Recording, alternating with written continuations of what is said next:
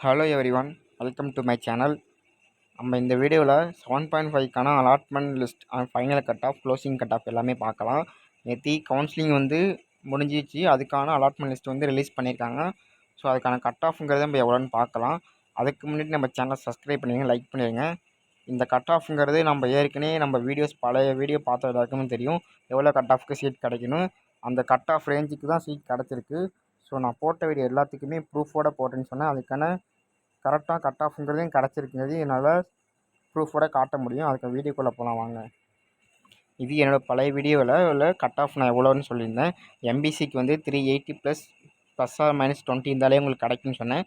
அதேமாதிரி எஸ்சிக்கு பார்த்தீங்கன்னா 340 ப்ளஸ் ஆர் -20 சொன்னேன். எஸ்டிக்கு பார்த்தீங்கன்னா 330 ப்ளஸ் ஆர் -20 சொன்னேன். பிசிஎம்க்கு 370 ப்ளஸ் ஆர் -20 சொன்னேன்.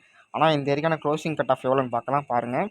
7.5க்கு கவர்மெண்ட் கோட்டா, செல்ஃப் ஃபினான்சிங் ரெண்டுமே சேர்த்து எவ்வளோ க்ளோசிங் கட் ஆஃப் பண்ணுங்க. பிசிக்கு 372, எம்பிசிக்கு 372, பிசிஎம்க்கு 360. இதில் எம்பிசி பார்த்தீங்கன்னா யுனானிங்கிற காலேஜ் 371 கிடச்சிருக்கு. ஸோ யுனானிங்கிறது அதிகமாக விரும்பாததுனால அந்த காலேஜ் கட் ஆஃப்ங்கிறது ரொம்ப கம்மியாக இருக்கிறது இந்த தடவை சொல்லிக்கிறேன். எஸ்சிக்கு பார்த்தீங்கன்னா 353, எஸ்டிக்கு 356. அது 356, 303 எதுக்கு நான் போட்டிருக்கேன்னா, எஸ்டியில் 2 பேர் தான் சீட் எடுத்திருக்காங்க. ஆட்கள் வந்தனாலையா இல்லை சீட் 2 இருக்கான்னு தெரில. ஆனால் எஸ்சியில் 356க்கு ஒருத்தவங்களும் 303க்கு ஒருத்தவங்களும் சீட் எடுத்திருக்காங்க.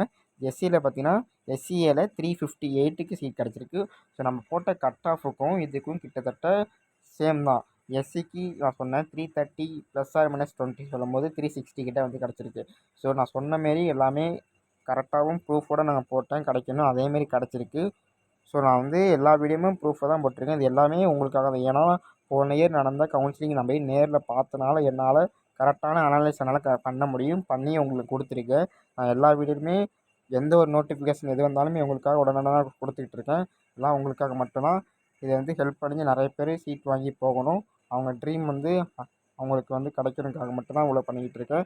ஸோ நம்ம வீடியோ லைக் பண்ணிடுங்க. ஸோ கட் ஆஃப் அனலைஸ் பற்றி பார்க்கலாம் வாங்க. இப்போ கட் ஆஃப்ங்கிறமே ஒவ்வொரு காலேஜை பொறுத்துமே வேரியாக இருக்குது. அதாவது கவர்மெண்ட் காலேஜில் ஒன்றும், ப்ரைவேட் காலேஜில் ஒன்றும் அதிகமாக வேரியாக இருக்குது. எம்பிசியில் நிறைய பேர் சீட் எடுத்திருக்கீங்க, வாழ்த்துக்கள் எல்லாருக்கும். அதேமாரி இப்போ பார்த்தீங்கன்னா ஒவ்வொரு காலேஜ்லையும் ஆயுர்வேதா காலேஜ் கவர்மெண்ட் கோட்டாவில், கவர்மெண்ட் காலேஜ் ஆயுர்வேதா பார்த்தீங்கன்னா எம்பிசியில் 386 க்ளோஸ் ஆகிருக்கு. எஸ்சியில் பார்த்தீங்கன்னா 384, பிசியில் 382.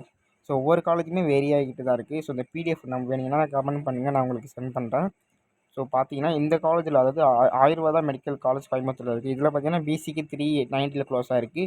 கவர்மெண்ட் காலேஜ் ஆயுர்வேதா பார்த்தீங்கன்னா 382. ஸோ காலேஜை பொறுத்து வேரியேஷனாக இருக்குது. ஆனால் நான் சொன்ன இந்த cut off, closing cut of அது வரை தான் முடிஞ்சிருக்கு. ஸோ அது வரை தான் சீட் எடுத்திருக்காங்க. எல்லாமே எம்பிபிஎஸ் பிடிஎஸ்க்கான அந்த கட் ஆஃப் ரேஞ்சுக்கிட்ட தான் இருக்கிறனால காம்படிஷன் ஒவ்வொரு இயருமே அதிகரிச்சுட்டு தான் போகுது. அதுக்கு எந்த இதுவுமே கிடையாது. ஸோ சீட்டும் பார்த்தீங்கன்னா கிட்டத்தட்ட 94 சீட் சொன்னோம். 94, 92 சீட் கிட்ட ஃபில் ஆயிடுச்சு ஆல்மோஸ்ட். இனிமேல் இதில் யார் அலாட்மெண்ட் சீட் அவங்க எடுத்து அவங்க ஜாயின் பண்ணாமல் இருந்தாங்கன்னா அந்த சீட் தான் வேக்கன்சி ரவுண்டு 2க்கு வரும்.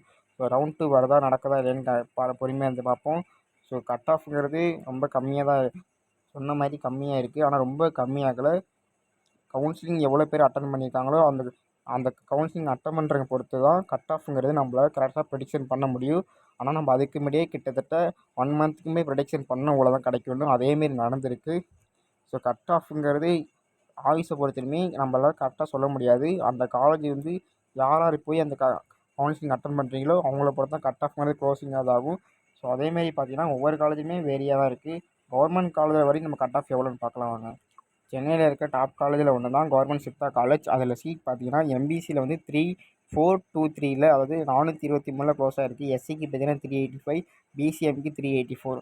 ஸோ கவர்மெண்ட் காலேஜை பொறுத்தவரை காம்படிஷன் அதிகமாகவே இருக்குது, கட் ஆஃபும் அதிகமாக இருக்குது. ஆனால் ப்ரைவேட் காலேஜை பொறுத்தவரை கட் ஆஃப்ங்கிறது கம்மியாகவே இருக்குது. சொல்லப்போனால் கவர்மெண்ட் காலேஜ் இல்லாமல் ப்ரைவேட் காலேஜ் டாப் காலேஜ்லேயுமே கட் ஆஃப்ங்கிறது ஐயா இருக்குது. ஸோ ஸ்டூடெண்ட் எல்லாமே அவேர்னஸோடு தான் சீட் எடுத்திருக்கீங்க. சீட் எடுத்த எல்லாருக்குமே கங்க்ராச்சுலேஷன். நம்ம சேனல் லைக் பண்ணுங்கள், சப்ஸ்கிரைப் பண்ணுங்கள். உங்களுக்காக வீடியோ நான் அடுத்தது கண்டென்ட் போட்டுட்ருக்கேன். Thank you everyone.